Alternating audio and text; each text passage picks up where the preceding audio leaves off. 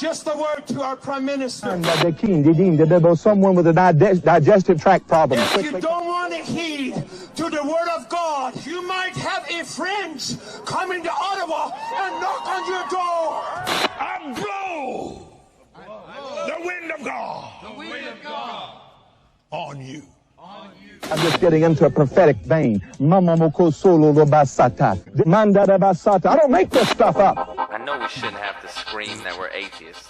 You know, we don't have non-astrologers and all that. Stop waiting for them to bring God back to Parliament. We'll do it. Proud to be an atheist, a skeptic, a non-believer, an infidel, a heathen. I call it how I say it.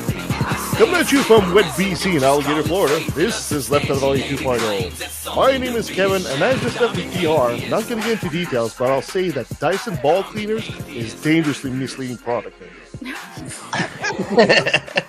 It really sucked when you found that out. I don't want to know how you found out. That's a mystery that I like. I'm just visioning like Kevin in an emergency room in the hospital. I have no idea. I just went to sit down and there was a vacuum cleaner on the chair. I fell on the vacuum cleaner. Joining me as usual is the team whose personality is somewhere between Mother Teresa and Mother Effer. Guys, welcome back. And this show is brought to you by our patrons. You too can become a patron. Just go to patreon.com/LATV and help us grow the show. Guys, welcome back. It'll be great today. We're having Elliot, a.k.a. Secular Rarity, a.k.a. Leo, a.k.a. Bob. That's an inside joke. He goes by many names. We'll be talking about Christian Nationalism. Excellent. But first, let's do our usual chit-chat. Okay. In You Must Be Kidding news, Twitter had recently labeled some public broadcasters, such as Canada's CBC, the UK's BBC, Australia's ABC, KBS in Korea, and Radio New Zealand as government-funded media at the urge of conservative groups and conservative politicians. So, Elon, he's always got the ear of all these wackos out there, so he's doing exactly that. The funny thing is Twitter's own policy to define government-funded media as those that may have varying degrees of government involvement over editorial content. But upon criticism from the Global Task Force for Public Media, Twitter has suddenly removed the label, and it was pointed out that these media networks, many including the CBC, that is partially funded by government money, that the editorial independence is protected by law and enshrined in editorial policies. In other words, this is actually publicly funded media, not government-funded media. So it's true that, for example, the CBC here in Canada does receive some government help in funding the station, but their editorial content and news content and all that is completely independent and at arm's length away from the government. Although, many conservative groups, including here in Canada, of course, for years have been saying, we need to defund the CBC and stuff like that. They're idiots. And, of course. And of course, Elon, in his wisdom, decided to listen to all this shit. Yeah, my favorite is when you listen to the far right in Canada, they'll be calling CBC fake news all the time. The Rebel's real, but CBC is... Rebel media is real. Breitbart is real, but someone...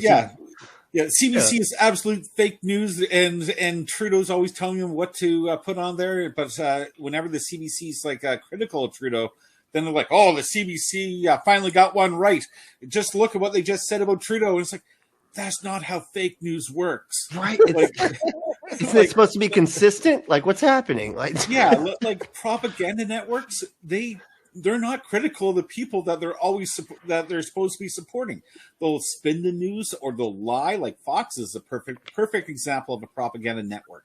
Yeah, what did they just call their listeners? Hold on. That they're stupid. He did. They did. I think it was.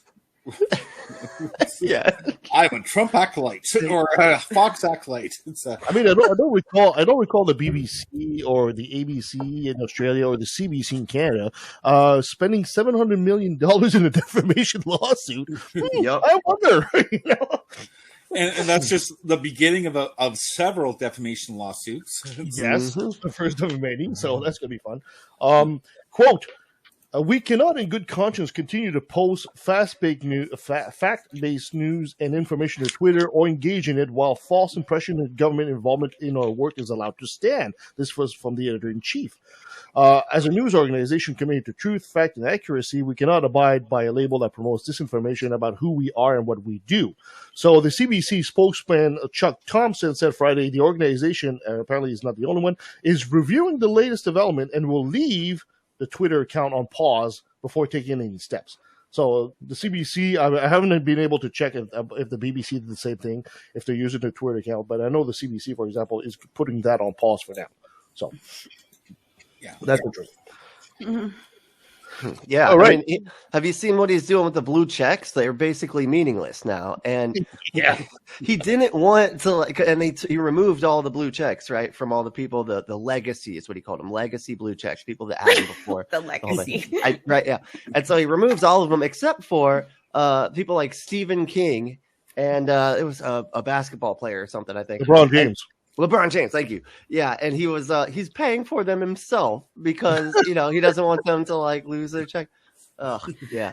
Which I find really funny for LeBron James and Stephen King, who have a shit ton of money, and you still got Elon Musk to pay for you. Oh, and they can't stand Elon Musk either. I know, so which is so ironic, and I kind of love it. Oh, yummy, yummy, yummy. Yum, yum, yum, yum, yum, yum. Eat the rich. Yum, yum, yum, yum, yum. Very vocal about all this stuff from the Trump government to Elon Musk. He hasn't been holding his tongue, that's for sure. Yeah, very being like an artist or a literary artist or whatever. Stephen King notices stuff, he sees stuff, and there's a lot of stuff that Elon Musk does, and along with the right down the states, that history just says no, don't do that. Like the populism and division that we see nowadays, and the nationalism, it all leads down a dark road. And King obviously realizes this. And he has a voice to try to do something about it, but I don't think that him complaining about Twitter will really change anything. But it is funny when he says $15 is too much, and Musk comes back how about $9? And then it's still too much. But it's if I remember, they were negotiating the price on Twitter or online, which is I kind of love.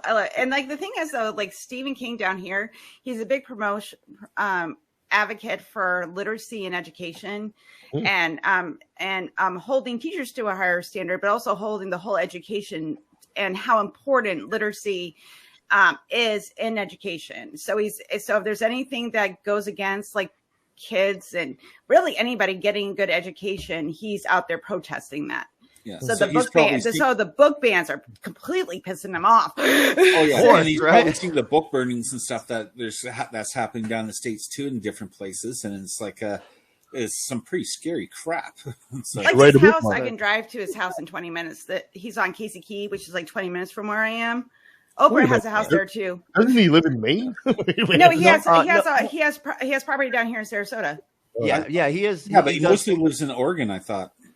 No, he lives in Maine. He splits his time between Maine. Well, he might have a house in Oregon. He has a lot of freaking money. So he has several properties. It's Stephen King. Every haunted house in the U.S. belongs to Stephen King. We all know that's right. That is true. Yeah.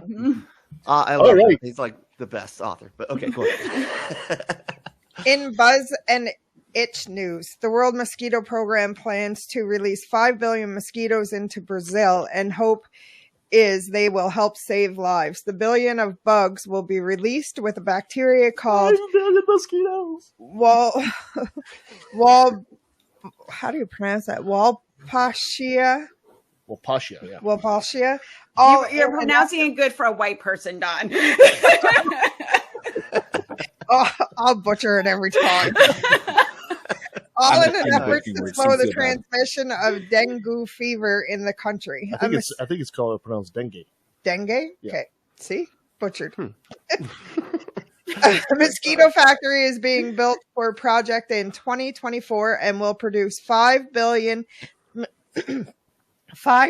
mosquitoes each year to be released across Brazil, according to the journal Nature. The World Health Organization says there were 2.8 million cases of dengue reported in America in 2022. of those countries. Brazil reported the second most incidents with 1,104.5 cases per 100,000 people.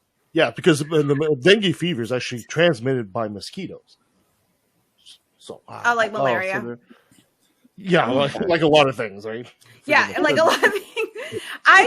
I kind of dig this because they're working with what they got instead of against it, because I'm sure like mosquitoes are just a general problem in warm climates. Like I live in Florida, they suck ass. Yeah. So I kind of dig the science on this. They're like, listen, I'm like, we're not going to get rid of the mosquitoes, so let's have the mosquitoes work for us.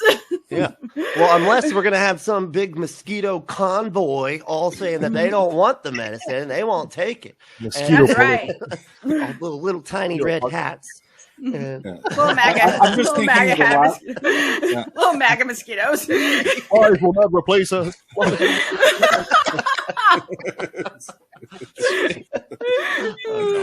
Yeah, I'm just thinking the last major like insect project that Brazil had was back in the 80s when they wanted to increase their honey production. So they brought over African honeybees, which mutated a little bit and gave us killer bees that ended up killing several hundred people. Awesome. Yeah, and so they would good luck. Yeah, those things are crazy. Yeah. Okay, dengue fever is a viral infection most often transmitted to humans through infected mosquitoes. A mild case can cause a high fever and flu-like symptoms. More severe cases can cause bleeding and a sudden drop in blood pressure and death. Ooh. Yeah, no, on the death part. That would be terrible. The Die by situation, mosquito. No. So I wonder if you have high blood pressure, if it'll just balance you out. Does the science check out on that or no? I just don't want to be in line to get into heaven and have to be like, so what happened to you? I'm like, fucking mosquito, man. Right? Bullshit. Right? Like, how did you die? I died at a Black Lives Matter protest. How'd you die? Mosquito.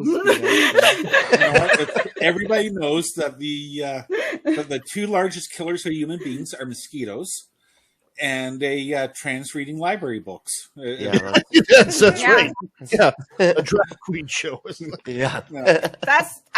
Those are the things that keep me up at night. the situation of dengue in Brazil is becoming worse and worse every year.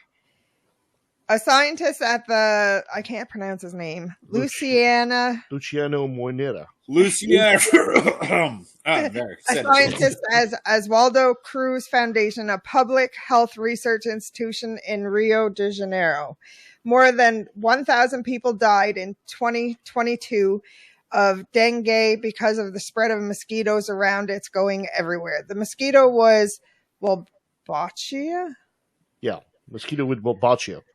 Actually prevented the bugs from being able to transmit viruses such as dengue, as well as, chikungunya, Zika virus.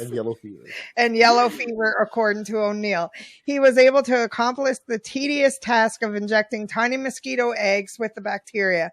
We actually grow these mosquitoes that contain the bacteria, Wolbachia, and then release them into communities where the bacteria Wolbachia spreads into the wild mosquitoes population, said O'Neill, a microbiologist at Monash University in Melbourne, Australia.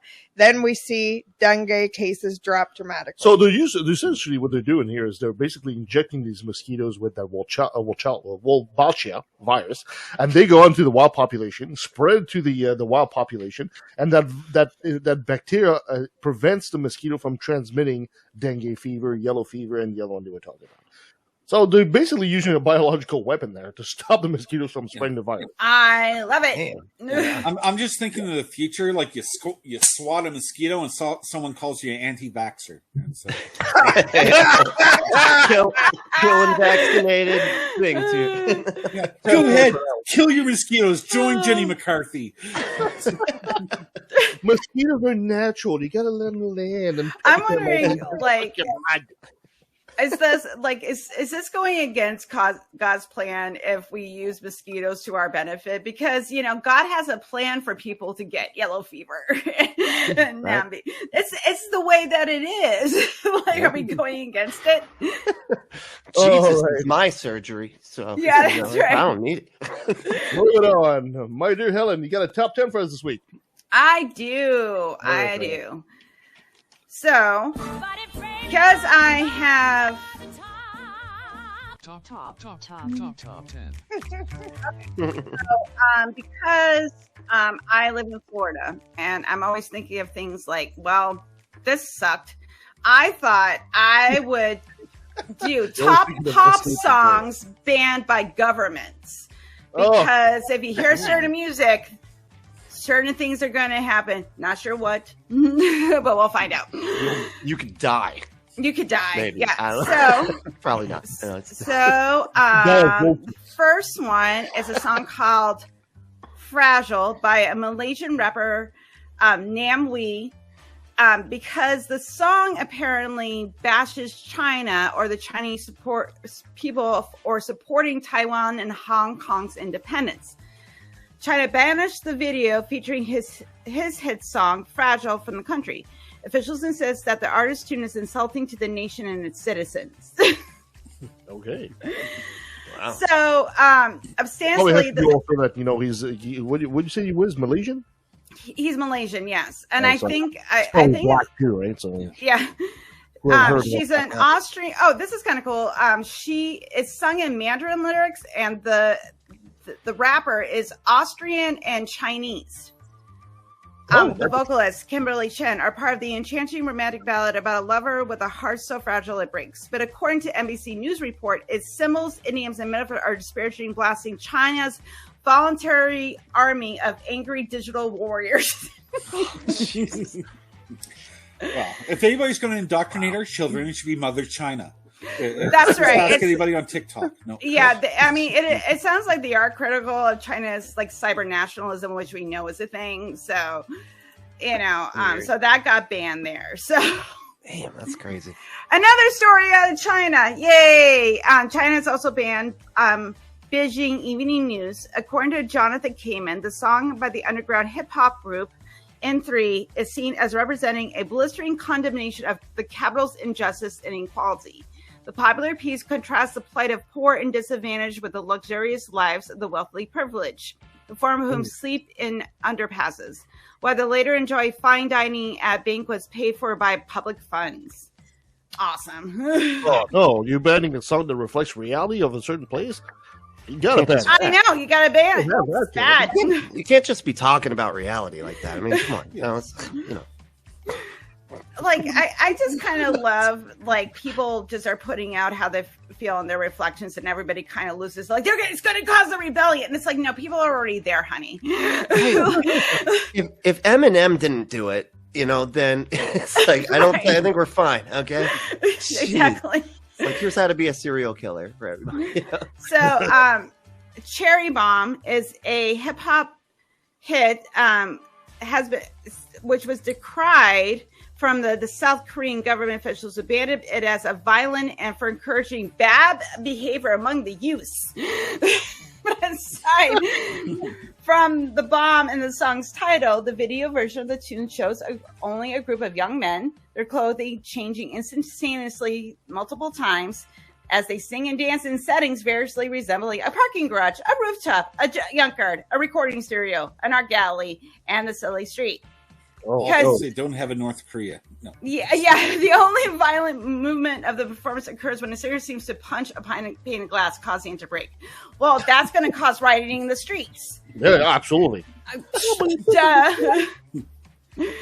Oh my goodness. That's the songs like "Hello Sister, Hello Mom," "Cherry Bomb." That is that. Yeah, one, right? yeah.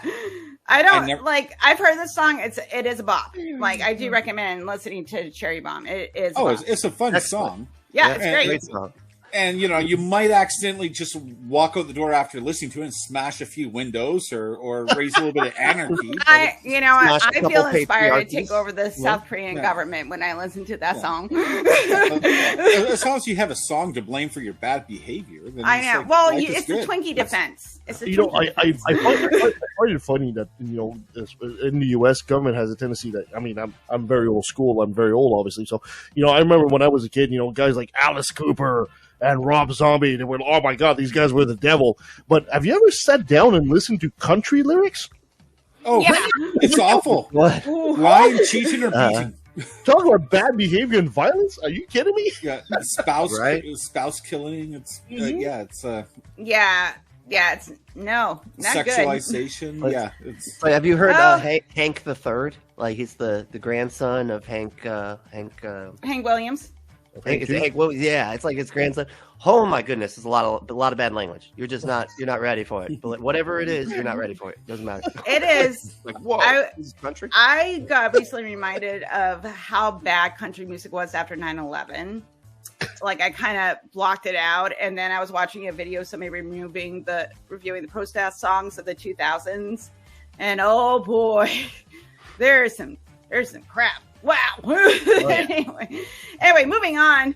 So, letter to Ya Shichi. Sure. Yeah, Shichi. Socrates like yeah. sorry. Let's see. I would like to apologize to all the Yakazikis out there. Yeah. Oh, speaking of mosquitoes. Okay, so Bob Elvis, a musician operating out of his studio in downtown Kinshasa. This is the This is the capital of the Democratic Republic of Congo. Okay, this is the Democratic Republic of Congo. Kinshasa. Did I pronounce it wrong? Almost 100% yes. Compares himself to a mosquito. I may be small, he explains, but I can annoy you all night long by singing, biting, and not leaving you alone. And really sucking. So, this song advises the president's late father, Etienne Tshisekedi, oh my God, of the nation's state of affairs under his son's tenure. The lyrics describe political corruption, electoral fraud, impure water supplies, crime, and civil unrest. Wow, and this isn't in America weird. So this was banned. Not only was Letter to Ya Tashishi been banned, but an additional half dozen rappers' tunes were also banned. Should a radio station defy the ban, it would incur the government's wrath in the form of lost licenses. Holy moly! Because you can make fun of a dead person and call him out on the terrible things he's done. That's bad, so bad. That's so much weird. for the Monty Python song "Decomposing Composers," but yeah. And nobody talk about Hitler ever. No, don't talk about Hitler. Not allowed to ever reference it. No. Okay, number 6 is this is by it's wrong. Apartheid. Is that what's called? Apartheid. Yeah. So this is due to the musicians from Rotherham took a stand against South Africa's apartheid, fulfilling an important part of the protest by serving as whistleblowers and opponents of the oppressive white government. No, Sabilo Mekhabela, one of the many such performers was Stevie Wonder's whose "It's Wrong" Apartheid makes the point. As the title indicates, the apartheid is clearly, categorically, and unequivocally wrong. So, Poetic Justice further brought to light the hypocrisy of the government's ban on Wonder and other musicians whose song denounced the apartheid. After he was punished by a ban on his music for having dedicated his Oscar to Nelson Mandela, the ban on We Are the World, the earnings from which would profit victims between 1983 and the 1985 American famine, had to be rescinded. The ban was lifted on the song, but otherwise remained in place of Wonder. So, We Are the World got banned? Yep. Yeah. Yeah. I remember. I'm old enough. I remember when that song came out. Me too. But I was a little person. We are the world. The world came out as saying it's slander. You know, everybody in school's like doing the Lionel Richie imitation or whatever.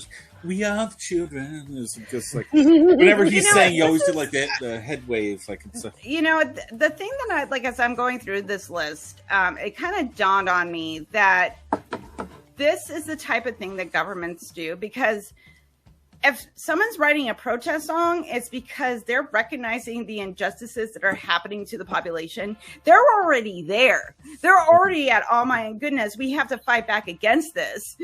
And the government's like, well, if we ban the song, it won't happen. It won't happen. You know, we're going to, and it's just ridiculous because that's not the way human beings operate. Well, that's how governments operate, though. It's like, we could fix the problem, or we can just mask it and punish anybody that mentions it. Yeah, but it seems to work better. It's well, one's a lot easier. Yeah, I just find the whole thing weird, and so anyway, it just struck me as I was going through this. Anyway, let me keep going. So El Shakumbe.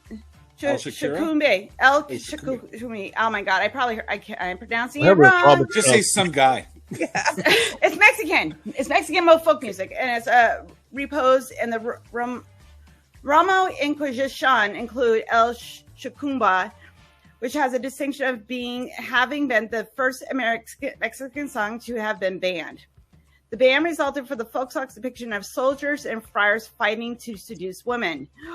Shocking. The song itself finds fault not with the lusty soldiers and friars, but with the Veracruz officials who banned El Shakumbe for its lavicious sonne sounds and obscene coplas verses.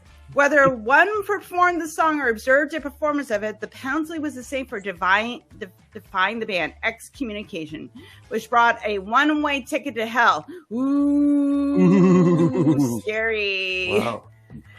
Can't do that. Yeah, and like there is like the songs are rather bawdy. There was a professor at the professor of Spanish and Washington College explains. Okay, I'm deliberately not saying their name because I'm going to mispronounce it. El Shishimi.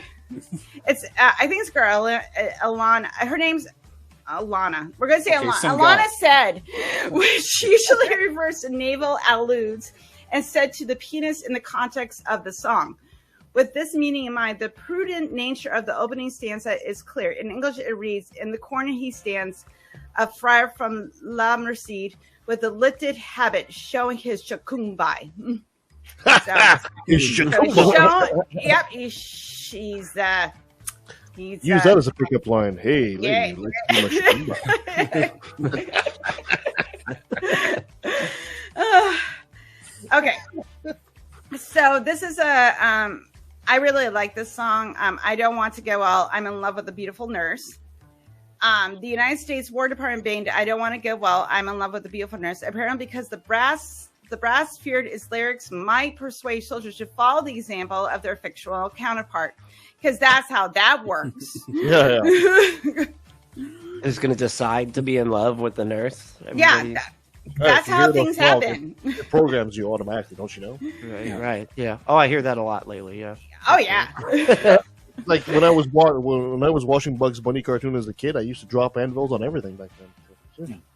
Well, I'm just thinking because like there was like movies on that subject too, though. Like Christmas in Connecticut, for example, that like a really popular old movie. It was like it was about actually it was about a nurse who fell in love with a soldier, but and there was like a few other movies about that. Like it seemed like a real common thing back then. You'd think banning one song isn't going to change a cultural thing, but it's a phenomenon. The Nightingale phenomenon. Nightingale, that's it. Yeah. Yeah. It's like well, Back to the Future. It makes sense. Like if you go through like this horrible experience of going through a war, and the first person that is kind to you is a nurse, and they're showing you care and empathy, and and spending a lot of time with you, things happen. Yeah.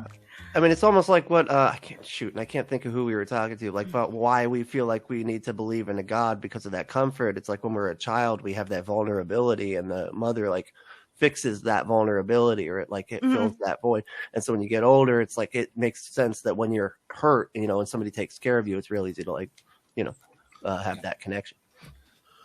Yeah, it's When I was little, I actually had a crush on one of my nurses. Is when I was 3 years old, I broke my femur, so I spent a couple months in traction in the hospital, and the only nice nurse was like the pink candy striper, and it's and I had such a little crush on her at 3 years old. But nothing came from it. All right, let me finish this up. No, 3. That would have been weird. Okay, Yeah. we only got 3 more. So. Yeah. Next song is Crosby, Stills, Nash & Young. Oh, look, things I can pronounce. Ohio. The Vietnam War protest song on Ohio's Kent State University resulted in the deaths of 4 protesters who were shot by the National Guard soldiers on May 4th, 1970. Riots raged across the country. Neil Young responded with his classic hit song, Ohio, which contains the lyrics, "For Dead in Ohio, an obvious reference to the protesters who lost their lives on campus. Conservative radio stations refused to air the song, protesting the deaths of the protesters. James Rhodes, Ohio's governor, ordered the state stations to ban broadcasts of the Crosby, Stills, Nash & Young single. Despite the ban, however, independent AM stations joined FM stations in playing the banned song, and the radical tune landed in 14th place on the charts. Later, Ohio was released with Find the Cost of Freedom on the flip side, and a sleeve that listed the U.S. Constitution's Bill of Rights and their guarantee of such freedom as the right to assemble and the right to engage in free speech. Yeah. So that's the grade again everybody's talking about. Yeah. Exactly. Number 2, Wake Up Little Susie. Somehow, even the Everly Brothers found a way to make an innocent date seem risque. The lyrics have a teenage boy awakening his date, Susie. Although they've fallen asleep in a movie theater, the boy appears concerned with the lateness of the hour. It's 4 o'clock in the morning. Well, it makes Susie's parents think they have been up with their friends up to what their friends would call ooh la la. I always just assumed Susie was narcoleptic. So. They found the movie's plot so boring that they fell asleep, and now the boys fears their reputation is shot. Wow. The song is about how innocent acts could be misconstrued as deviant behavior in the stiff of the 1950s, a Decade's website article observes. A conclusion that seems born out of the fact the song was banned at the time by the city of Boston. Wow. So weird. Anyway, though they are the thing is though is it's kind of proving its point because it did get banned. Okay, so and number 1, the Beatles' entire overture, oeuvre, the whole mess of the Beatles' music. The Beatles were once banned in the Philippines. Neither their music could be played nor their records sold. Yep, unlike bans in other countries. This one wasn't imposed because of politics, concerns about violence, or sexual improprieties, institutionalized racial segregation, social injustice, military officers' worries about the effects that song might have on soldiers, or even troop shootings of protesting citizens. The president of the Philippines took such action because President Ferdinand Marcos believed that the mob has snubbed his lady love, First Lady Imelda Marcos. The band's offense? A prior engagement had precluded their acceptance of her invitation for them to join her for lunch. Government-owned newspapers throughout the island criticized the allegedly rude musicians for their boorish behavior. 2 concerts during the same day before 100,000 Filipino fans led to crowds, shouts, and threats as the famous foursome took off from Manila's airport. Although the ban was lifted not long after it went into effect, the Beatles' music never stopped being played in Filipino bars. Jesus. That is taking a slight to the extreme. Wow. Oh, wow. Oh, thank you so much for that. You're welcome. All right, we're way behind here. All right, Troy. If we're really, you want to skip my segment if we're behind? I was going to say, do you want to skip mine? Because mine's not very good this week. I had it, and I was like, yeah, this is kind of lame. But yeah. All right, well, okay. I can go. If okay. You go, then. Cool. Okay, that'll work. Alrighty, so with all the different bigoted narratives nowadays, I thought I'd choose somebody that I figured I'd choose some a myth, whatever, around culture that's been that's seen a lot of bigotry in the past, but not so much anymore. So I figured I'd choose the Roma now, or the Gypsies.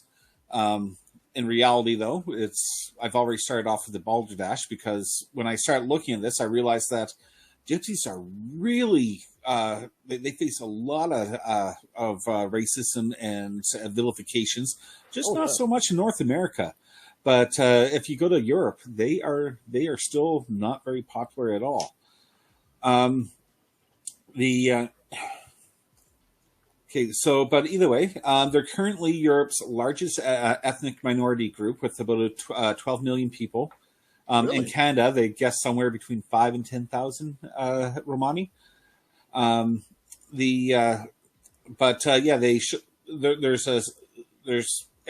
all the reporting that I've seen on it shows a strongly rooted systemic racism, bigotry, and outright hatred. Like but like in a, oh my goodness, sorry, I'm having trouble concentrating today. But either way, I'm just going to skip ahead some to save time.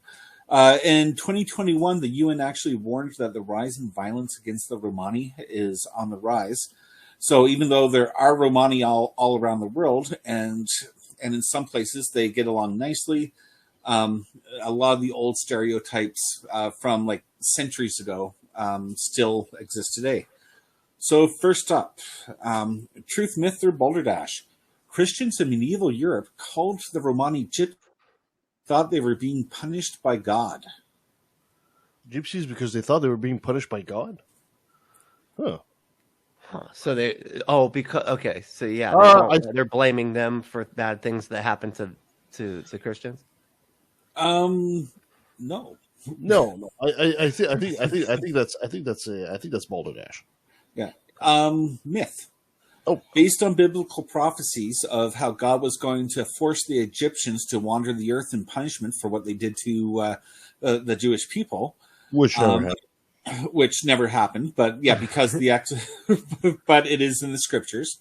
They were basically called around the year 1500. They start being called gypsies, meaning that they were from Egypt. Because I didn't know that was I learned something new today. Yeah.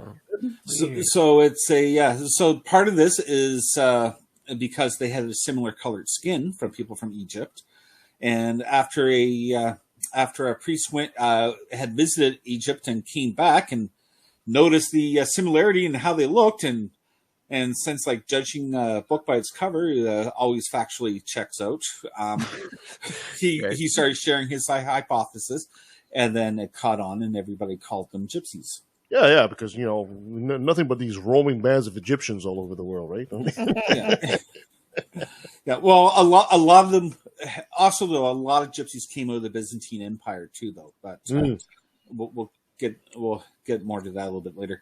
Multiple choice. The Romani were actually refugees who fled India on 2 different occasions. The first exodus was in Sinti in the 8th century, and the Roma, who fled in the 10th century, who fled from northern regions of India.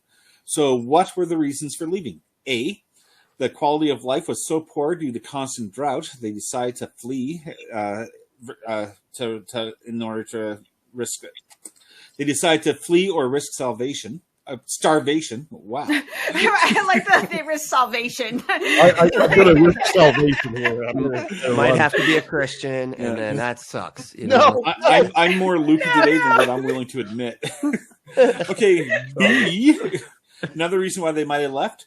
Emperor Harsha introduced new laws that restricted people's freedoms, which neither the Sinti or the Roma they eventually rejected this, so they left. C, when the Islamic Empire invaded India, they completely trashed the place and issued crippling taxes. And so with fields, buildings, infrastructure destroyed, the Sinti fled. The Roma left later for similar reasons. Or D, Legends claim that they were visited by the devil, who promised them riches if they moved west and feast on young babies. D's more interesting, but I'm a C. Yeah, it was C. Both refugee crises were the result of attacks from the Islamic Empire and Muslim warlords. Indian rulers were able to drive back the invaders, with the exception of the Sindhi region. But the battles were so brutal and destructive, it hardly left anything left to the land for people to live off of. And then to add on top of that, Islamic jizya taxes were so crippling, it just made sustainable living unbearable. And back in those days, Muslims didn't want to convert people. They wanted people to remain pagan so that they could tax them and collect money. So it's but either way, as a result, the Sinti and Roma headed west towards Europe, hoping to find work, as India was too saturated and other villages were too unwelcoming to find work. But they were skilled tradesmen, blacksmiths, animal care. They were famous for blacksmithing, animal care, obviously entertainment. They also offered military support and other specialties. There are multiple tellings of how great their skills were and how they would like blacksmith objects on the side of the road, but still come out with superior products. So, truth, myth, or balderdash? As you can imagine, European blacksmiths weren't happy with these wanderers cutting in on their business. So they spread a rumor that the gypsies who forged the nails. Oh, let me start over. So the blacksmiths were unhappy that the gypsies were cutting in on their trade. So they spread a rumor that it was gypsies who forged the nails that crucified Christ. So truth, myth, or balderdash? That's probably true. That is true. I think that's true. Yeah. Because that just sounds terrible to do. Yeah, that is true. Do we have any proof of this? I mean, no. Half the guys were crucified and fall off the cross half the time, so you have to have like good nails to make sure you drive them in there. Yeah, good quality gypsy nails. But that doesn't make any sense. Like, you have such a good product that was able to hold up like a human body. Like wouldn't that be a selling point? Like, listen, I'm like, my nails can hold up people. Yeah. Well, no, right. But it's not like nails are like an engineering marvel. Like, I'm pretty sure the Romans could make their own nails. They're not gonna outsource it to like 2 countries over. They're the good Home Depot kind, not that Lowe's crap. Okay? You know. Yeah, and get 3 gypsy nails, and the 4th one comes with a curse. No. It was defective though, because Jesus resurrected anyway. So it's like, no, okay. So other Europeans who were also afraid that the gypsies would take their jobs, they spread lots of other rumors about the gypsy criminality. And would often scapegoat their own crimes on the gypsies. So, like, if the gypsies are in town, well, let's go steal something. We can blame it on them. Oh, yeah, there we go. Oh God, yeah.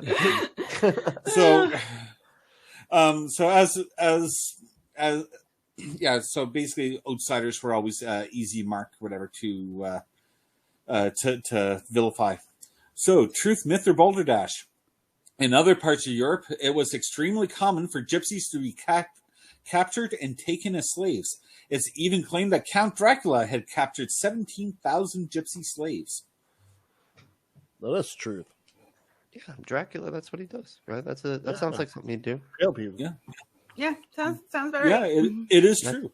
Yeah. A Moldavian Chronicle, probably pronounced that wrong, makes this claim. But other sources claim it was more like between 11,000 and 12,000 gypsies forced into slavery, and this was like after a battle.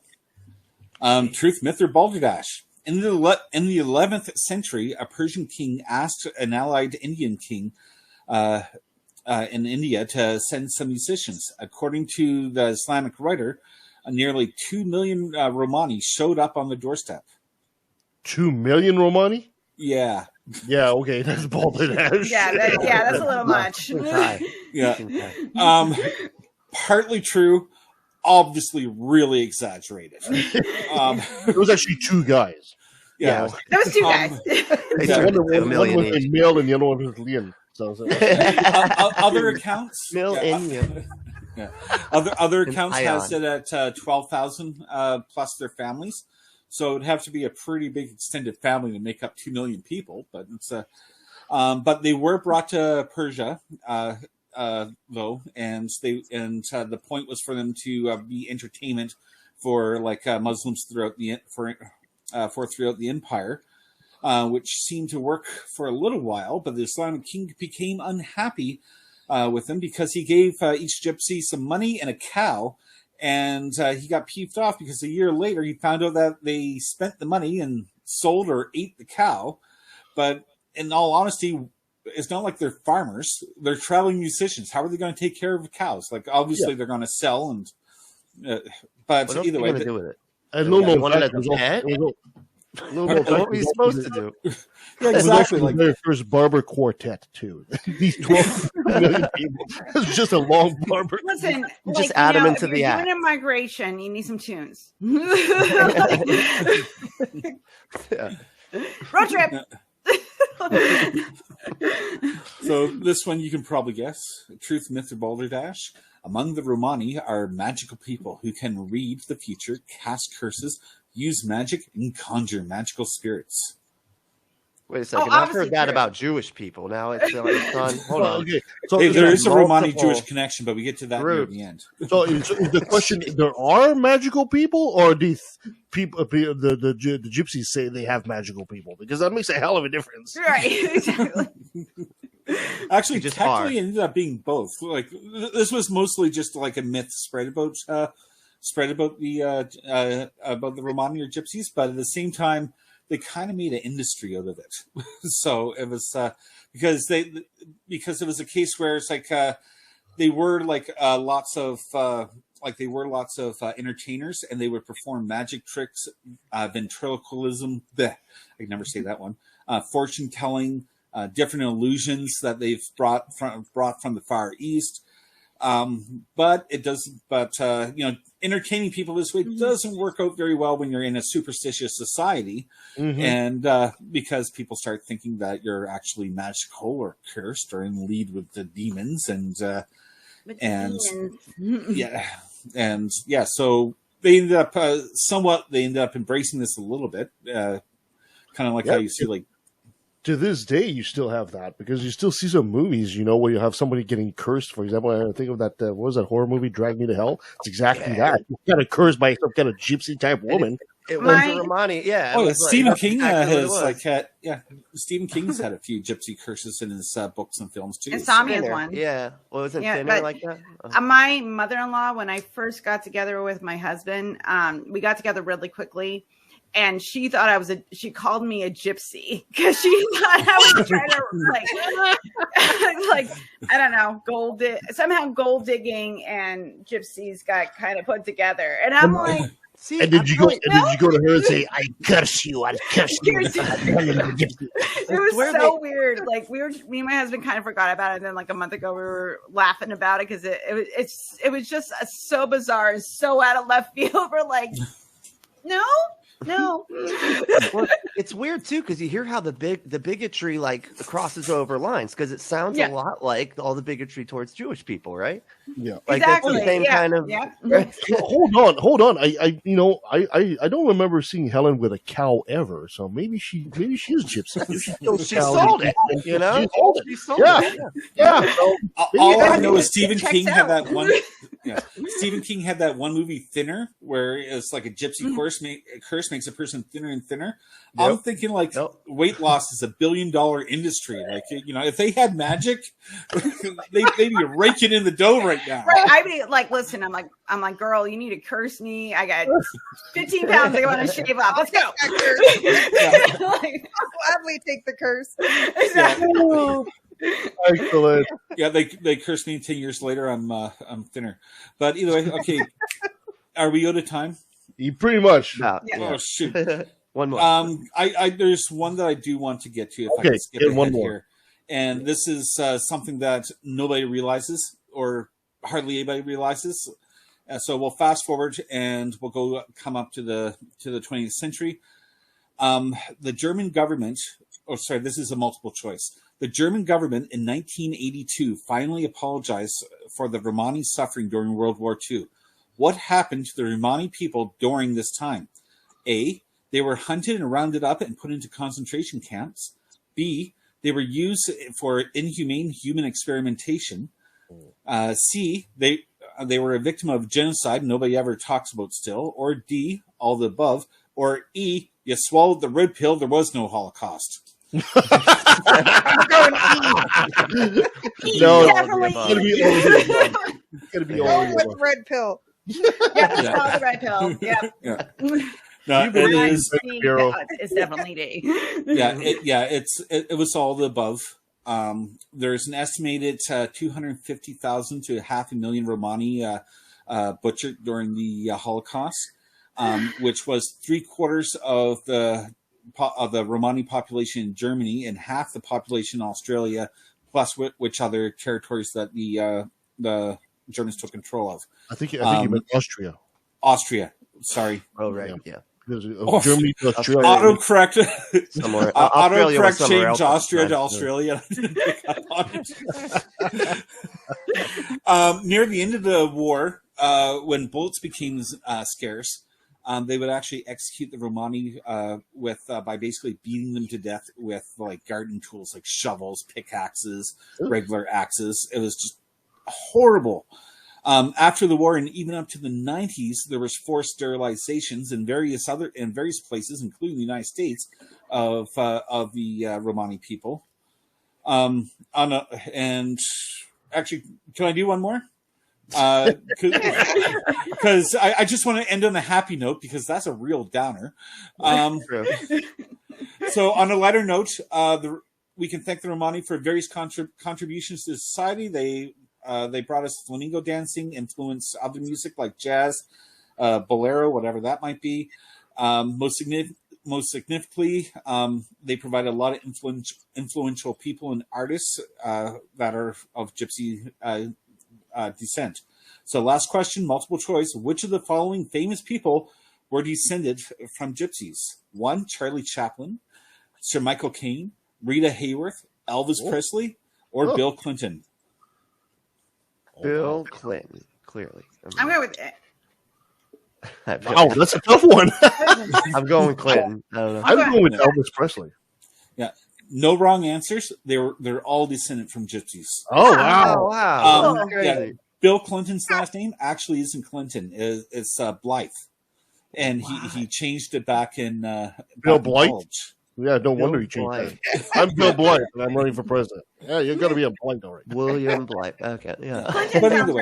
Clinton sounds like a very American name, like white people name.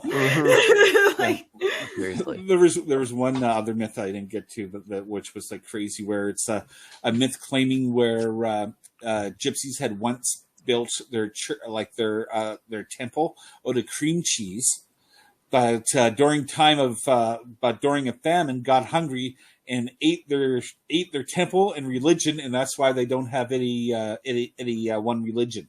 So because Gypsies, they can be Jewish, Christian, whatever, Muslim. They're kind of like all over the place on that. Oh no, we know they're in league with the devil and need babies. That's what the question is. Yeah, exactly. Okay, thank you so much, Troy, for that. Awesome. Let's take a quick pause, and when we come back, we'll be with our guest, Secular Rarity. We'll be talking about Christian nationalism.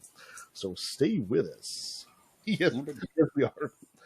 All right, our returning champion is Elliot, a.k.a. Secular Rarity. He's a snappy dresser and a sexy dancer. Elliot, welcome back to the show, my friend. Yay, jazz hands for Elliot. No. Snaps. Oh. Yeah, snaps is better. I get criticized on is my dress and my dancing. So I appreciate that. That was nice. Like, now we've got proof. It's on record. I am both a snappy dresser and a sexy dancer. So flattery gets you everywhere, folks. That's right. Flattery gets you everything. Elliot, my friend, maybe you'd be so kind for the people that missed you the first time around to quickly give us a quick bio of who Secular Rarity is. Yeah, I'm a silly atheist who loves hanging out in the communities, and I'm lucky enough I get to be on some great shows like Talk Heathen, Atheist Experience, Nonprofits. I've also gotten to hang out on, Skeptic Haven and Atheist Republic. So honestly, I work on a bunch of different channels. Brentley and I were hanging out just the other day, going through some nonsense. And so, I'm just kind of somebody out there that loves to keep, fighting the good fight, I guess, as you say. So. I love how you name all these wonderful shows, but didn't name ours at all on there. Well, I figured I was here. I figured it's like when Netflix does a commercial for their own show while you're watching a show on Netflix. It's like, I get it. Like, I understand. They want you to buy. We just need another couple thousand subscribers to be important enough. Once we hit a million, then we make the list. That's right. Thank you so much for being on the show again. Today we'll be talking about Christian nationalism. Now, you're a resident of the United States. You got your thumb on the pulse of a lot of things that's going on in the States. Here in Canada, we have a tendency, I have a tendency anyway, to think that the United States is like 1 or 2 steps away from becoming a full-fledged theocracy at this point. Tell me something. I mean, how does it feel to be so close to being a devout Christian full-time against your will? Yeah. Forcibly converted. Yeah, I don't want to be too hyperbolic, and so obviously, that's a little bit extreme, a little silly. But the actual challenges that we are facing right now, politically speaking, in the U.S., I think are very real, and I think there's a huge group of people out there that don't agree with what these changes are going for, but also don't believe the severity of these changes, right? And so I think we're in the boat now where we really still have to get people to honestly just open up their eyes, right? Wake up and see what the ramifications of some of these things will be. So there's been a handful of different court cases, and ones that just haven't gotten the attention that they deserve, and ones that, again, are ultimately we're going to wake up 10 years from now and we're going to see we're going to see the consequences. So it is definitely a very tense time. And again, I really don't like to exaggerate on this stuff. And so when I say that, I really do believe the next few years will be very crucial. Not just for the United States, but the world over. Religious fundamentalism is something that will infect the whole world, and it will take it down if it has the option to. Yeah, I think a lot of people don't really notice it because it doesn't always affect them personally, right? And maybe that's why we always see a lot of the far right groups, whatever. When they attack someone, they're always attacking a minority because they're more likely to gain more support and less likely to turn people against them. Yeah. And it's so it creates this awful environment of where they can go unchecked for a long time just because of the fact that, well, I'm living a busy life. It doesn't affect me. I got better things to worry about than someone complaining about a school program because I don't have kids in school. It doesn't affect me, Eddie. Right. So carry on. But it's like that's what we're finding in like yesterday. I'm dropping my kid off to a friend's house for a sleepover, and up on the overpass there's the nationalists with their upside down Canadian flags protesting Soji 123, which is a local learning resource for teachers to help teachers cope with helping LGBTQT plus kids feel accepted in school. And the Christian nationalists do not want this at all. They want these people to feel excluded, that they don't belong, and realize that how sinful their behavior is. And it's so it's like you'll have people that'll push back against it, but a lot of the time, most people are just too busy to get involved or to care or even to even notice. Yeah, and exactly what you said. I mean, it always feels gross saying it like this, but it's the case, is that it's a smart tactic on the side of the bigot, right? Because they can hit a group that they already hate, but also at the same time, they know that the majority of people aren't going to be paying attention to the issues that affect trans youth, right? Like it is a minority. We know that. We know that it's not 9 out of 10 people are trans youth. Like we're aware of this. Percentage. Right? Well, right. Like, it's barely half a percentage. And it's an easy group for them to target.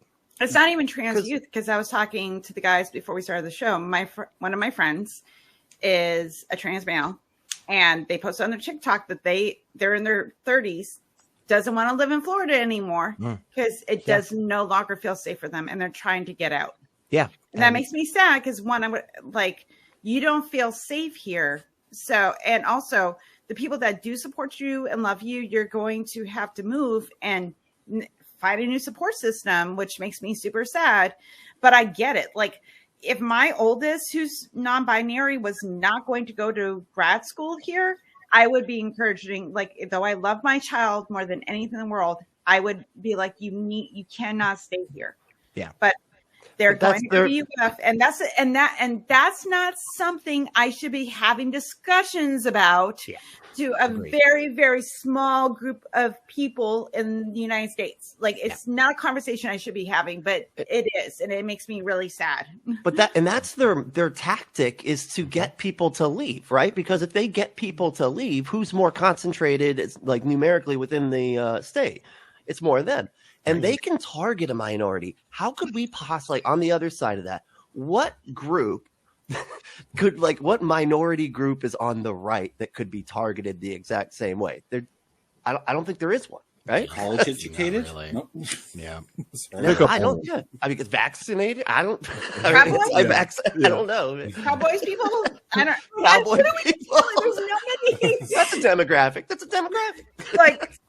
Because every time I look at them, I'm just like, you're all on the wrong side of history. And like, this was a really good point that somebody was making on a podcast I was listening to. Like, when people say they're fiscally conservative, but they're socially, democratic, I'm like, but you still support a system that are harboring fascists. Even fiscally, it's just like, well, I want to make money, but I don't agree that gay people should have rights. And it's just like, well, obviously money is more important to you than people's lives and people's safety. Yeah. So I can push back against that a little bit, because like, I think of myself as a somewhat fiscally conservative person. At the same time, though, I will not be supporting our conservative government, though, until they start adopting more middle ground policies, just because of the fact that it's like the environment, for example, like which we're off the trans subject, but our conservative government is still pushing against a proper environmental policies. Well, you know what? That's going to kill us in the long run. We'll see them. We'll see our conservative government dabble with even white supremacists. Like the last party leader was actually seen at a white supremacist rally. I don't know if you realized it or not at the time, but that it is what it is, and they keep on catering the far right hateful people and the and bigots and stuff in Canadian culture. But the thing is, though, is like, I can't support a party that isn't going to outrightly denounce that behavior, because it's, in the long run, everybody loses, because it's, I'm in the opinion that if everybody in an equal society, if everybody has a chance to be the best person they can be, then society has the best chance to progress. And it's the progress that society makes in technology and education and engineering and all that other stuff. That's what allows to make a country better. And to jump and on also, I want to point out that wanting to have a budget for certain things doesn't make you democratic or conservative. But the thing is that when people say they're fiscally conservative, that has certain connotations versus like, I would like the government to have budgets and we should figure out where we want to spend our money on. That's a different conversation. Yeah.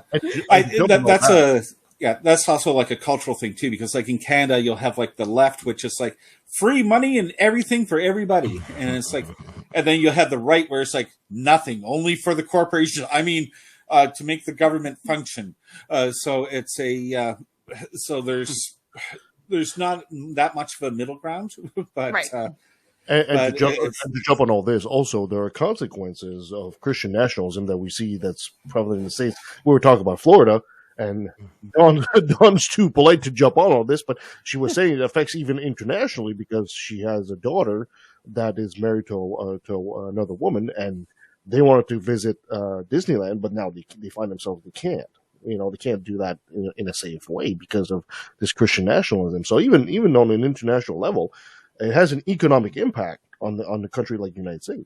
Yes, and the pervasiveness of the agenda that has been playing out for the last 20 years. And again, this isn't conjecture, folks. This isn't just a group of wacky leftists just sitting in a room making shit up. There's a playbook. There was a guide that was created and passed around through all of these conservative think tanks. And this has been reported on. This has been discussed in great detail. We know the coordination that goes on with a handful of these different groups. We know what the Heritage Foundation and ALEC do and how they communicate and sharing board members and sharing fund. We know all of this. So, but one of the big things that they are doing is they're trying to wedge themselves into the system in such a way where the entire background is now going to be one that is an evangelical Christian nationalist focus. And so the trappings on the front will still say secular, will still say we're not going to discriminate against you. Like, we'll still say stuff like that, but ultimately will be truly theocracy. Exactly, because that is what a good handful of these individuals want at the levels where they are pushing these policies. And that's not to say that every single person in the country who has ever supported any one of these people or groups or whatever, wants that. But that's kind of what I was saying right at the beginning is like, we really do need to get more and more people. And honestly, we're going to need to get more believers. We're going to need to get more Christians on our side that are like, wait a second. I don't want that. That's fucked up. I'm not this hardcore evangelical. Like I'm a Baptist, I'm Methodist, I'm Episcopalian. Like I don't want that shit because you don't have freedom of religion until you have freedom from religion. So oh, go ahead. Go ahead. Finish your thought, Elliot. Well, it's just when I see, for instance, like in my state, a governor openly praising and actively trying to, move funding over to a third-party private charter school company based out of Ohio that actively has Christian nationalist talking points in their foundational charter. Like that's what's happening in my state right now. And they're openly praising this on a daily basis. And we will not see the ramifications of what that brings to us for the next 20 years. And in 20 years time, when we don't have any hospitals, we don't have anybody that can adequately support themselves because they have no education. Mm-hmm. We don't have people actively involved in politics. We'll see our state crumble and we'll know what is the cause of that. But it won't be for 20 years, and that's the pervasiveness of it. Yeah, I think it gets even worse than that because one of the things that we don't have a tendency to see on in the U.S. is and I don't mean to offend my American friends here, but as a Canadian, I find that a lot of Americans are very America-centric, right? They think about come on, America. what the fuck? No, I mean, yours, buddy. But I think of a lot of Americans are failing to see the bigger picture here. Mm-hmm. I mean, the United States is the number one economic power in the world right now. And if the United States was to take a really bad right turn into Christendom, in a secular economy that's going up toe-to-toe against China, they would lose that position so fast. And that has disastrous international ramifications all over the globe. Right. And so while these Christians are going out there saying, hey, we want to turn this into Jesus land, there's an entire world out there that's nipping at your heel and just waiting for that to happen. Mm-hmm. China would love nothing more than for the U.S. to turn into Christian Jesus land, because they know even the education of the young Americans today, while they're busy studying the Bible, the Chinese are studying math and they're studying science. They're studying everything that's STEM. Do you really think 20 years, 40 years, 50 years, 100 years from now, American children will be able to compete with the Chinese children? I don't think so. Right now, we also saw that India, I believe it's this week, India surpassed China in population right now. So that's another country we have to keep a very close eye on. And I think the Christians in the United States are doing this at a huge detriment to not just their country, but to the rest of the world. Mm-hmm. And also, too, like when we're talking about these issues, it's not because we don't want people in those nations to be educated, but the idea is that we want to be competitive on a global market. If we want to be able to say, come up with new innovations, come up with new ideas, come up with things that make people's lives better, you don't limit education. You don't limit access to those things. Right. But if another country is like, well, this is the road America's going down, we want to be ahead of that competitive edge on a global scale. And that's the problem. Because if we dumb down people and we don't want to invest our time and energy and money into things that actually benefit us all as a populace, it is going to be a problem 20 years from now when suddenly, we're behind 20 years and other nations are leaps, bounds ahead of us. And it's like, it would be the opposite of what it is now. We're actually begging other countries for help because they have advanced so far ahead of us. Right. And I think that's the issue that we're talking about, because if we all start hating each other and pushing against each other, like it really causes a lot of problems as we go down the line. And honestly, I'm willing to take this fight any day, anywhere, with any person. Please challenge me on my argument that more robust, well-funded education for everyone is a good thing. Like, anybody come up to me and you want to take that other stance and be like, no, people in this part of the world should have shit education. It's like, what? No, of course, that's crazy, right? But poor people don't deserve education. Right. Everybody should have access to the absolute best education, because that is the thing that truly allows us to progress, whether that's socially or, financially. But, on another point too, the United States is often, whether I think it's a great idea or not, is often looked at by other countries as a guidepost, right? If the United States does this, then it's okay here. Right. If the United States engaged in a particular manner and was successful, then that's something we should implement. Yeah. And I so think that got rolled back a lot during the Bush years, though. I do hope so. And I hope that it continues to get rolled back. But I think, for instance, one of the reasons that we're seeing a harder, more focused effort on the far right in Israel right now, I think is related to the growing Christian nationalist sentiments in the U.S. because that has been one of the number one backers, for that group in Israel, right? The hard far right, we're just going to take over wherever we'll just keep settling in the West Bank if we feel like it, international law be damned. I think they have caught on to this wave and this growing sentiment and are saying, look, this is our time to capitalize on that, because of how close, honestly, the Christian nationalists got. Like, one of the biggest reasons that they didn't really get everything that they wanted is because they honestly they misunderestimated the stupidity of their dear leader Trump. Yeah. But Betsy DeVos Betsy DeVos, the individual in charge of all public education in the United States, openly advocated for Christian nationalism on a regular basis. Yeah. She openly would say things like, well, the schools are supposed to teach our children about Jesus. Well, the children are supposed to be the soldiers for Christ. Like, we got to get back to our Christian roots, like openly calling for that. So, I mean,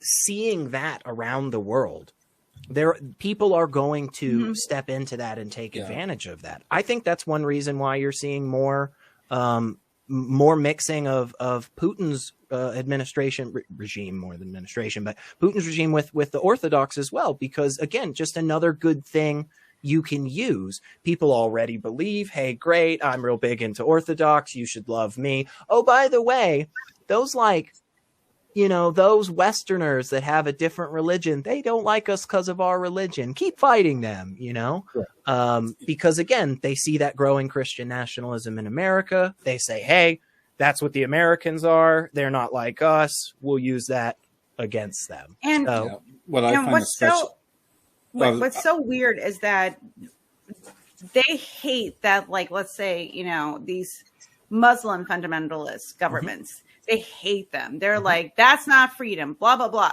And it's just like, yeah, but you're doing the same thing. Like I would say, it's the same salad, different dressing. You're doing the exact same thing. You're just pouring a different dressing on it. Yep.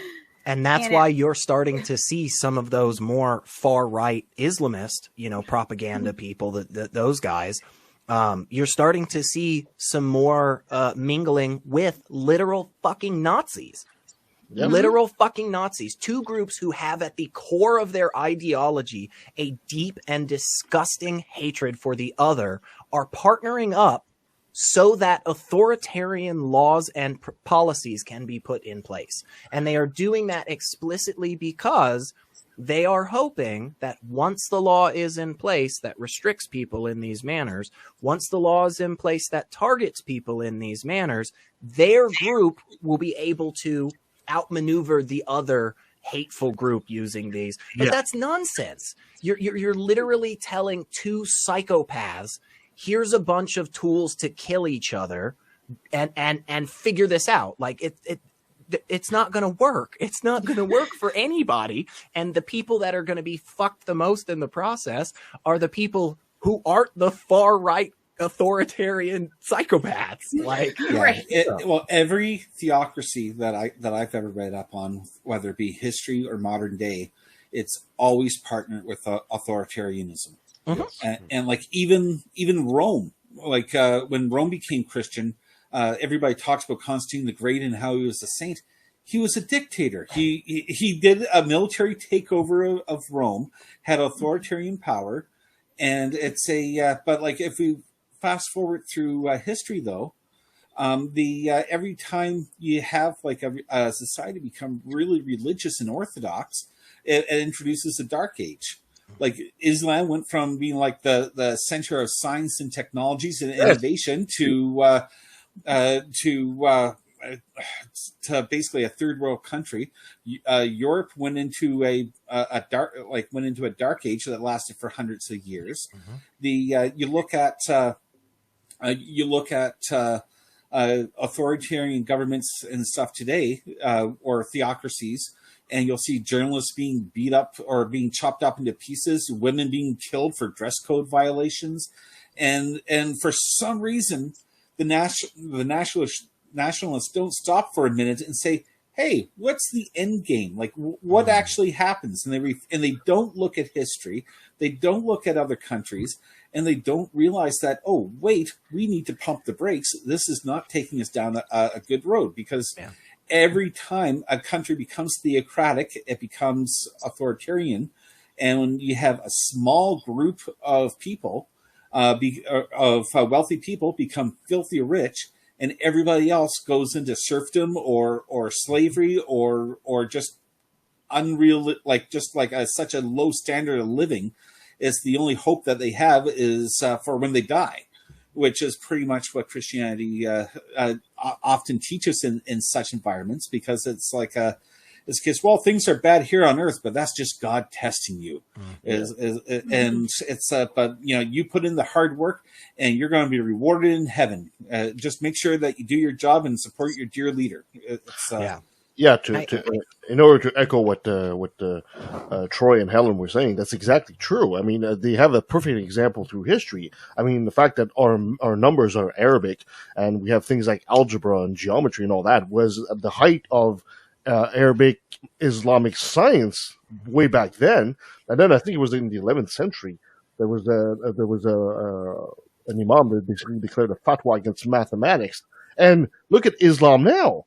Like Troy said, it's essentially pretty much anywhere you go in the Islamic world, it's a third world country, maybe except like Saudi Arabia because they have all that oil. But besides that, they're all in big trouble. So you would think, how arrogant is it for Christians to think, oh, that's not going to happen to us because we get Jeebus? It's like, well, I think inherent in religion, pretty much across the board, is the authoritarian aspect to it, right? Mm-hmm. As well as just a lack of foresight and planning for the future. And again, I just think that part of that is just inherent in the ideology, right? I mean, especially things like Islam and Christianity, they are just apocalyptic. That is what the people talked about. Muhammad said, look how close my fingers are together. That's how close the day of judgment is. Jesus was like, some of y'all aren't even going to die before the fucking final day. Right. So now granted, none of that shit's happened and I don't think it's going to happen, but they do. And so in the process of setting up and, taking over, well, we don't actually need to worry about 50 years down the road because it's just probably not even going to be here. So, I just think those problems, again, are inherent in the ideology. It's not people doing it badly. It's just the ideology is bad. Yeah, another problem from my own experience, and like everybody else, like we have other former Christians here. When you're Christian, you don't see the connections to authoritarianism. And you're in a culture where you're not supposed to be asking questions like that, or you're not supposed to be looking at opposing arguments. Once you're out of Christianity, then all of a sudden you start to realize, oh crap, yeah, no, there's a lot of indoctrination in here that would support an authoritarian rule. And, it was designed that way. The more you learn about Christian history, the more you realize that it's like all these scriptures were changed and evolved to basically maintain a status quo of like whether it be a king or an emperor or whatever. But like when you're a Christian and you grow up in a democratic society, that's your normal. Yep. You don't associate your Christian views, which you hold dear and to be good and everything else, with the ugly reality that it's a tool that authoritarians use to manipulate and goad the population. Hey, real quick, just to build on what you're saying, it's so ironic too that, like, how they're always talking about Christians saying that they were persecuted in Rome and they weren't illegal to be Christian. It wasn't illegal to be a Christian. That was never any law in Rome. But what ended up happening, it was that that their religion was required. You had to believe in the pagan gods, and if anything bad happened, like a drought or anything like that, they're blaming the people that were not worshiping the right gods for those problems. And so it's just ironic that now it's like flipped. Now they are the ones trying to do that to everybody else. Because the gays cause hurricanes. That's exactly. Honestly, if that is true, though, like, wouldn't that be the best argument for being super friendly to the LGBT community? Right? Like, oh my god, gay people can make fucking hurricanes. Like, what the hell? You better be nice to me, or I'll huff and I'll puff and I'll blow your trailer park away. As a queer, it changes a whole bunch of things too. I really wish I had that type of power. Like, I so wish that I could cause hurricane and famines and everything else. Because I would be like, listen, I'm like, you mofos need to get on track. And it changes a whole bunch of things too, because you had no idea that Jupiter was so gay. I mean, Jupiter hurricanes are like huge. They're really, really gay on Jupiter. Oh man. Well, just jumping off kind of, you know, what Brentley and Troy were saying there. There's a very similar pattern that you can see, historically speaking, for all of these religions, and we see it in different ways playing out right now. So for instance, there's actually a very clear pattern in the Quran. And when you take the book and you don't read it chapter by chapter as it is produced, but instead you read it chapter by chapter as we have historical records. So basically you go and you read the oldest book first. It's like, hey, this is a clay tablet from, I don't know, 600 something. Great. Here we go. Okay. So this is the first chapter. This is the oldest chapter we've got. Well, when you do that, what you find is that there are two very distinct sections. You have the Medini section when they were in Medina, and then you have the Meccan section where he's talking about his time in Mecca.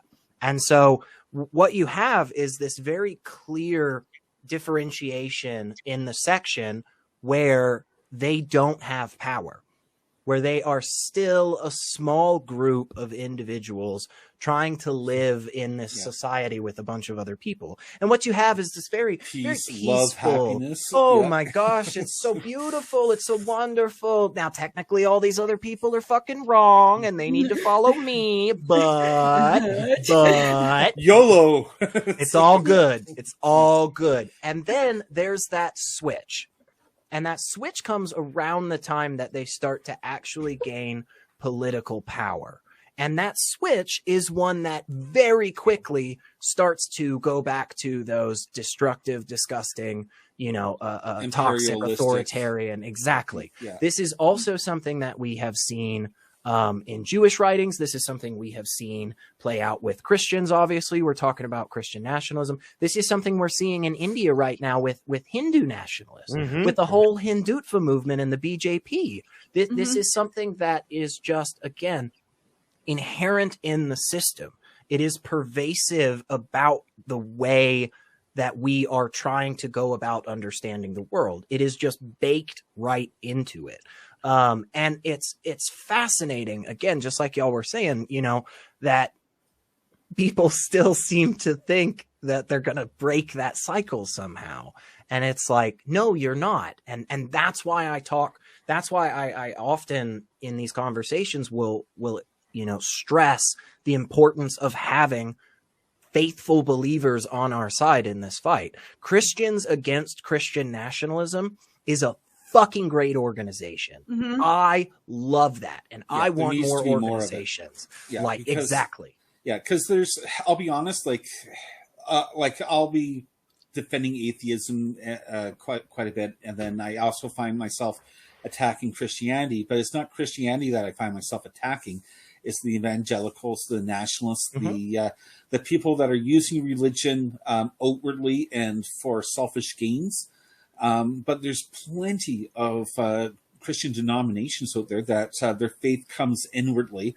They're not pushing their rhetoric onto others. They're just using their faith as a means to be a better person. And if other people recognize that and, you know, want to know, then they'll share it, but they're not forcing it onto others. I have no problem with that. But the problem is, though, is when you have like the nationalists, like you say, is that's a completely different story, and they need pushback. And the Christians that think inwardly and are looking for peace and in a happy society, I think they can recognize that also. But there's a really harsh taboo in the church that you don't talk about other Christians. Don't judge unless you be judged. And it's like, and it's not like judging. It's not like judging Christian nationalists. It's just identifying they are dangerous. It's. And I want to point like a good note. Like I saw today, this mother who had a trans child she openly admitted that she was Christian, and she went in front of the Texas legislator and spoke out against trans bans in Texas. And she openly admitted that she was a Christian, and she goes, but this was not the values I was taught, and that we are all part of God's creation. And I was sitting there going, yeah, Yes. Yeah. You know, And because I think as atheists, we have to remind ourselves that, yes, we can debate about theology. That's fine. Mm-hmm. But what we don't want to debate is say that my ethics are better than your ethics just because, I've rationally looked at them and blah, blah, blah. That's not going to serve anybody. Yeah, exactly. Oh, Helen, I don't want to interrupt, but I misheard. Did you say this woman had a Trans Am?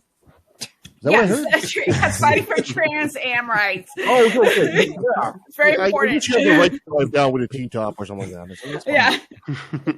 Yeah, I Fight think for Trans Am rights. I think the exactly what you just said, Helen. We have to make sure, especially when we are fighting these battles that are so crucial, right? It's not a lot of these battles that we're fighting, especially against the Christian nationalists right now, they're not hypothetical, right? There are literally people's lives on the line. Okay. Yeah. And that is a battle where we need to make sure that our side is as strong as possible in numbers. And look, man, hey, you may think the tax rate should be a little bit different than me. Okay.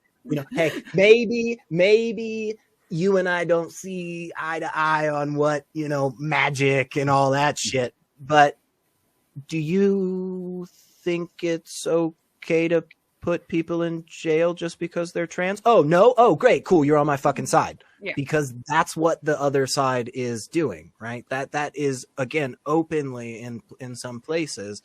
These individuals pushing for these policies have said stuff like this. They've said the quiet stuff out loud. And so we're no longer in a place where we really have the option to just start picking off our own side. We really need to be in lockstep with other believers that disagree with this disgusting, hateful ideology, because it isn't it isn't every Christian.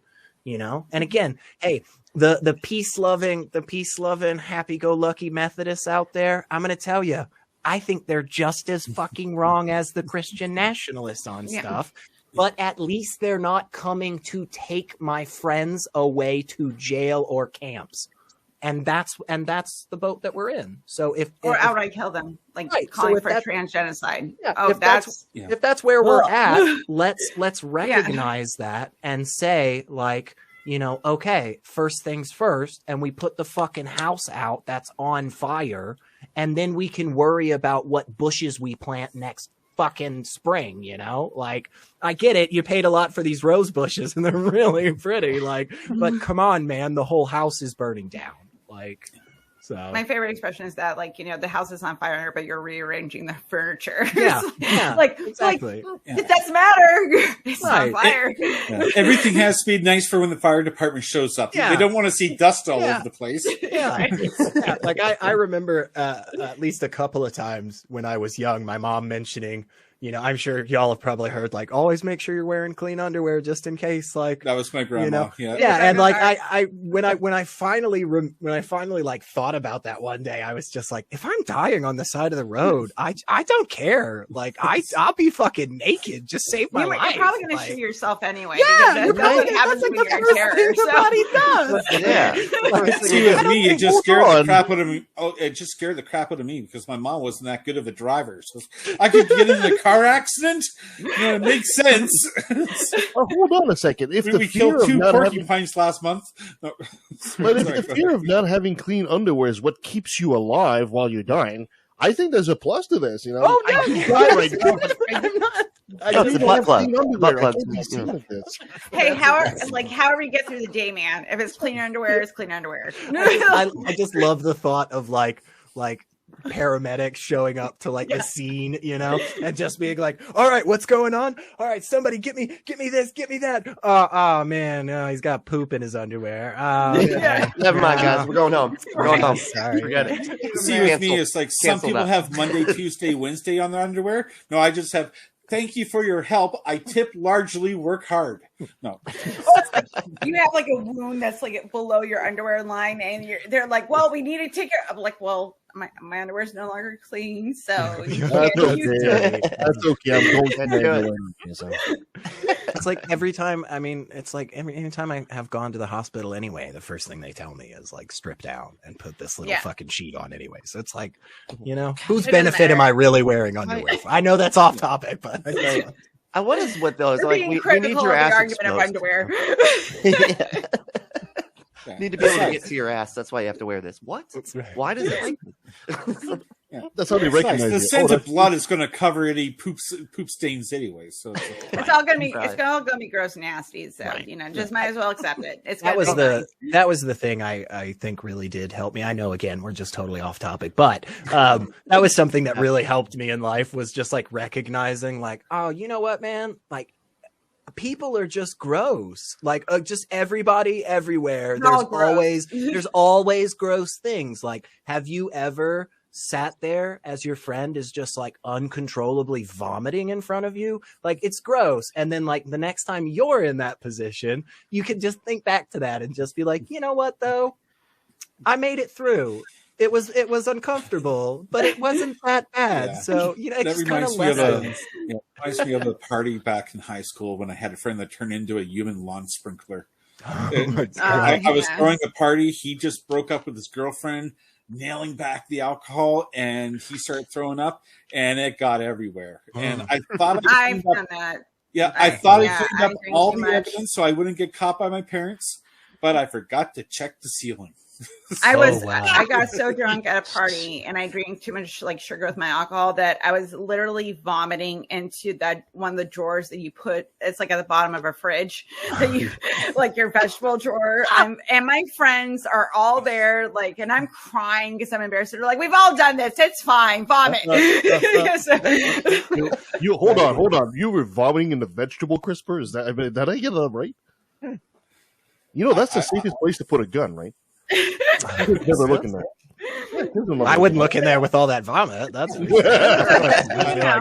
way guns in there. Like those, if you vomit in front of friends, you can poop in front of EMTs. It's just you can do both. It's fine. You're gonna be fine. My parents had a friend back east who had to sleep in the barn for like a month because he came home drunk one night.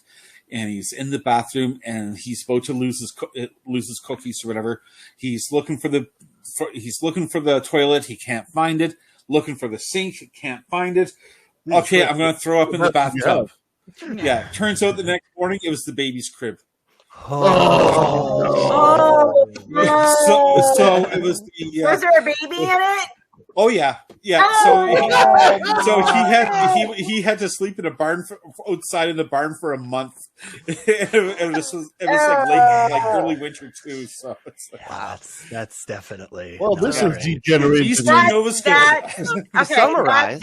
That was the bar. I don't feel so bad. Elliot, I'm really sorry. This is degenerating to the poop and puke hour all of a sudden. That's my fault, honestly. Like, I find myself in these situations so regularly that at this point I should just start taking responsibility for them. So, it's like at this point, it's like, man, who finds themselves in this many conversations in this short a time span, unless you're just seeking them out. So it's like, Okay, so we need to come back on subject. What's the subject again?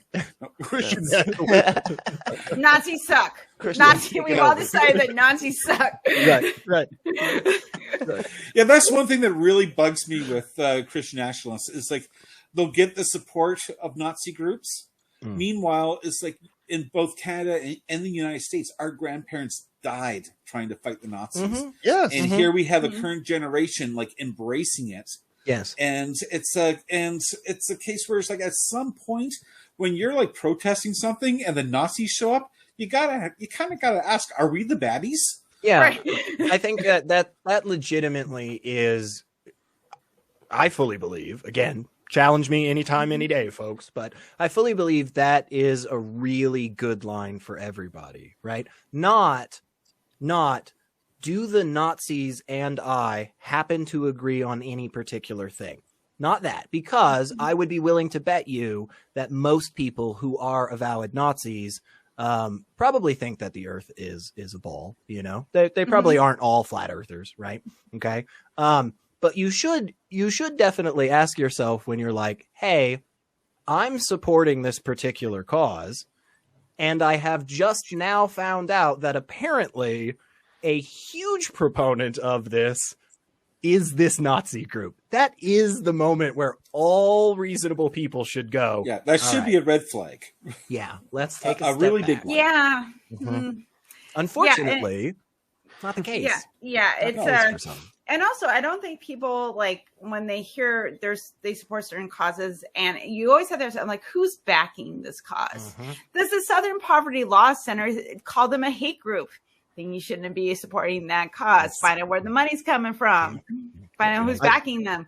Because if you're not paying attention, they can seem reasonable if you don't have your thinking cap on. And if you don't look where the money's going, who's backing them, and where's that coming from? You have to do your due diligence.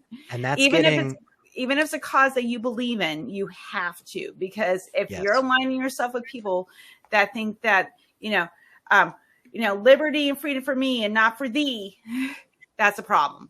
And that's unfortunately getting harder and harder to do because of the shadow networks that have been set up. And again, this isn't conjecture. This isn't hypothetical. This is a, 6 months to a year and a half long investigation by a handful of different, very reputable journalists and news sites around the world who have published all of this information. We know at least a basis in terms of the amount of funding that has been secured and utilized in a crypto space, in accounts that are offshore. Like, we know how some of these people are making money, and that's why like Alex Jones getting the finally having the lawsuit come down, and then just being like, oh, I don't have any money, I'm bankrupt. And it's like, well, because he's fucking hit it all now. And that is a tactic, again, that they're using. They're going about this in a way that is designed to be covert. And exactly like you're saying, they put out another front specifically so as to make it confusing, in hopes that people that aren't in the know will just vote for them because, I don't know, that sounds good, I guess. Well, and you it find can be out subtle too if it's something like we react. Me and a couple of friends on another channel reacted to a PragerU video, and it was trans people in sports, and it was a woman talking about how she unfairly thought that she lost a title. And if you do not have your thinking cap on and going like, well, what are they saying? Because like, if you're a feminist, you're going to go, well, I don't want, we should have separate sports. And, I think that, I've been a woman, I've been repressed, I've worked hard to reach my goals and all this kind of stuff. If you're not paying attention, you're like, well, what is she actually saying? And then I'm like, oh, this is transphobia. This is turf stuff. And then who's funding them? There was a Liberty Defense Fund that is considered a hate group by the Southern Law. There was a whole point in my bringing up that example, but you have to know what you're looking for, because bigotry isn't neo-Nazis at drag queen, story hour. It's a part of that. But what it is that it is a very slow, descent into hatred that just picks things off that seem reasonable. But if you think about it for even 5 seconds, it will fall apart. That's like the LGB Alliance over in Britain. Like the first time I ever came across any of their stuff, I was like, oh, this sounds like a really good organization fighting for human rights across the board. I could really support this. All right. Awesome. And just didn't really think much more on it too much. And then next thing I know, I'm watching, a couple of different wonderful creators out there speaking about trans rights. And they're like, hey guys, I want to raise awareness to this. This is not actually an organization doing the things that you think they are. And lo and behold, a little bit of a investigation and learning on my part, come to find out, they're actively fighting against the rights for trans people. It's like, oh, okay. So you put the trappings on the front that make it look all nice and pretty and fluffy and secular and wonderful and welcoming. But underlying all of that is a foundation explicitly designed to target certain people. And yeah, it is something that they will move slowly to keep that legitimacy. And that's the thing that frustrates me more than anything about Justice Roberts right now. Mm-hmm. John Roberts is not fucking on the side of precedent. He is not on the side of anything whatsoever in terms of human rights. No, he is an ideologue just the same as he has been since he was put on the court. Mm-hmm. And the only reason that he is advocating for any type of restraint from the 3 fucking just outright activists that were put on the court by Trump, the only reason Roberts is calling for any restraint whatsoever is to lend an air of legitimacy to the court. Right. Still, he knows that if the average person stops having such a fucking holy place in their mind for the Supreme Court in the United States, he knows that the rulings will go back to the days when Andrew Jackson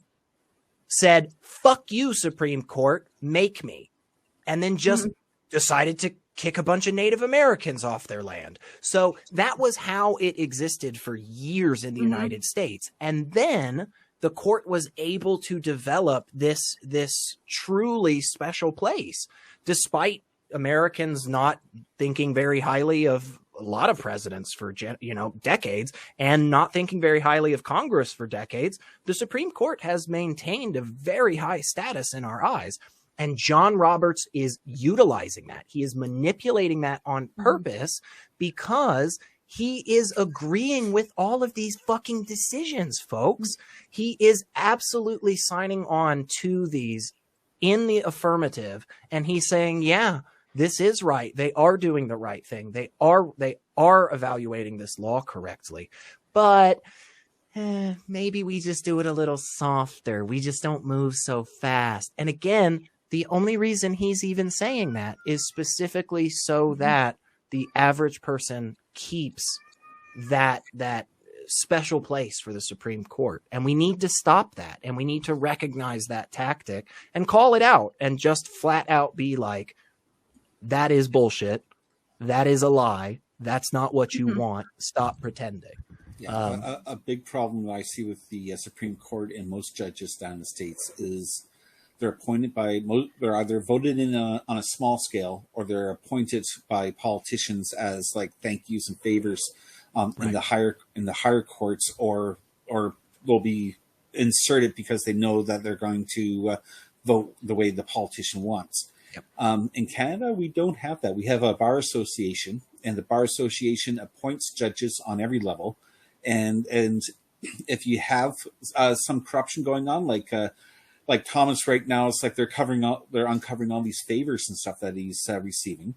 Something like that would get you disbarred instantly up here, because when you have an association appointing judges, it's a case where you're not going to have everybody with the same ideology.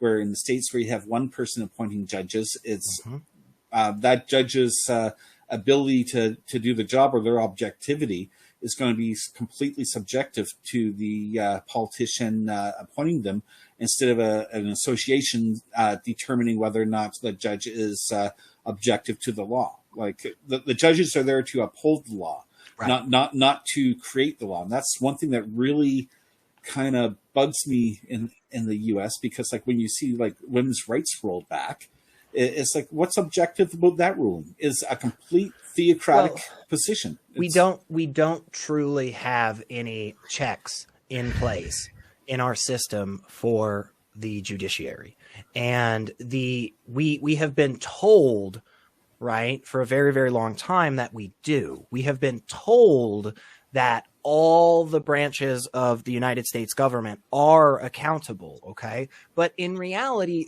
that just isn't the case. And so you ask yourself, as an American, go ask any average person. Ask any average person across this country, and you say, hey, what do you do if there's a bad judge, huh? What do you do if there's a bad judge? There are technically processes, okay? But what actually do you do? Like, what do you do as the average voter? What do we do in the governmental system? What are the policies and procedures? When was the last time a judge went through this? When was the last time somebody got kicked off, you know? Like, you say that about Congress, you say that about the president. We have at least one very easy answer. Oh, we just vote him out, right? Like, well, we could just, you know, we just wait till the term is over and then we just vote for somebody else. Okay. But that isn't as much of a check as people like to pretend it is. Okay.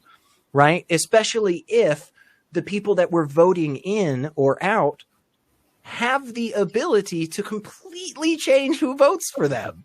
As long as that is still possible, folks, voting is not really much of a check on the system. But barring formal impeachment processes by either the state legislature or Congress itself, there are no checks. There are no freaking checks.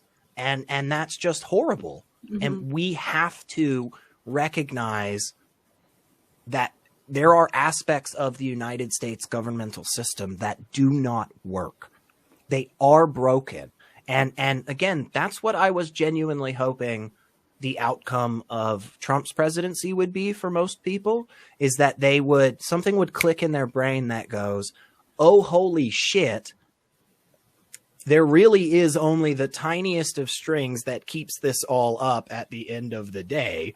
We should probably do something to make that more robust, right? Yeah. That's what I kind of noticed with the whole Trump administration is it showed how most of the checks and balances are only there because the people in charge let them be there, and it's and then of course with the appointment of the judges, it's how many of them lied, said that like Roe versus Wade wasn't an issue, or they weren't going, or it wasn't going to be a concern, and then as soon as it comes up before them, they completely flip flop. Yep. Or when you look at like Kavanaugh or whatever, how the FBI shielded him from rape allegations by a completely superficial investigation, if you can even call it an investigation. They didn't even question the witnesses and victims and stuff. So it's like right. Also, you see that it's like there's no real process to ensure that these people are qualified. They're simply just being appointed, and a bit of a show is put on so that people can feel assured that there's like a process and checks and balances. Yep. But when it came time for these checks and balances to be applied, they just end up being completely phony, or just a facade. But, yeah, and the whole appointment process for the judiciary anyway really is it is just a joke, because at the end of the day, even when people are actually answering a question and saying like, hey, I'd have to wait to kind of see exactly what the case is, like, okay, that's reasonable, and I understand that. And I understand how someone could genuinely be in the boat where they are asked a question that ultimately is one of those really contextual situational things. Like, I get asked stuff like that all the time. Like, that's the whole point of the trolley problem, right? Like, yeah, it's kind of context specific, and that's kind of the whole point of it. But what we actually have going on is not that when it comes to judicial appointments in the U.S.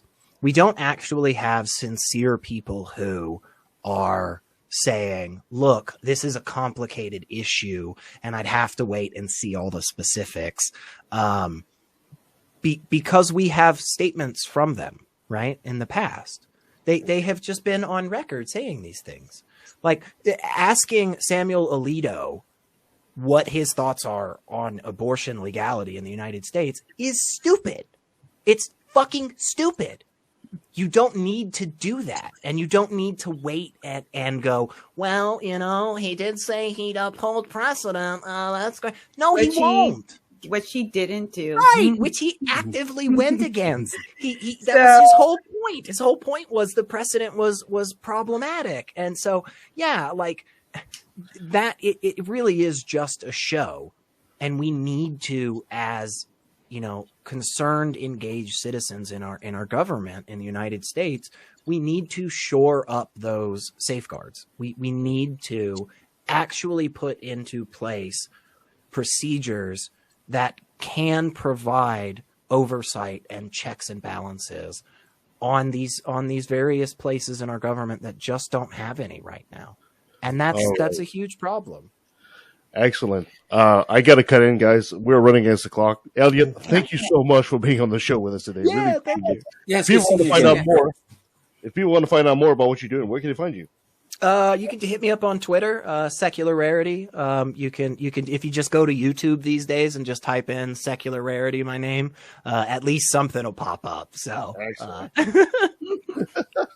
you can listen to SR Debate Theists. Yeah.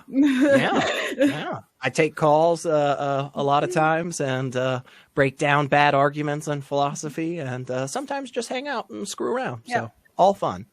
Excellent. Elliot, before I let you go, I got to have you say, hi, this is Elliot of Secular Rarity, and I took a left at the valley. Hi, this is Secular Rarity, and I took a left at the valley. We are on. Snap. Proud to be an atheist, a skeptic, a non-believer, an infidel, a heathen. I call it how I see it. I say it's ignorance and you just call it faith and unsubstantiated claims. That's something to be ashamed. I'm an atheist.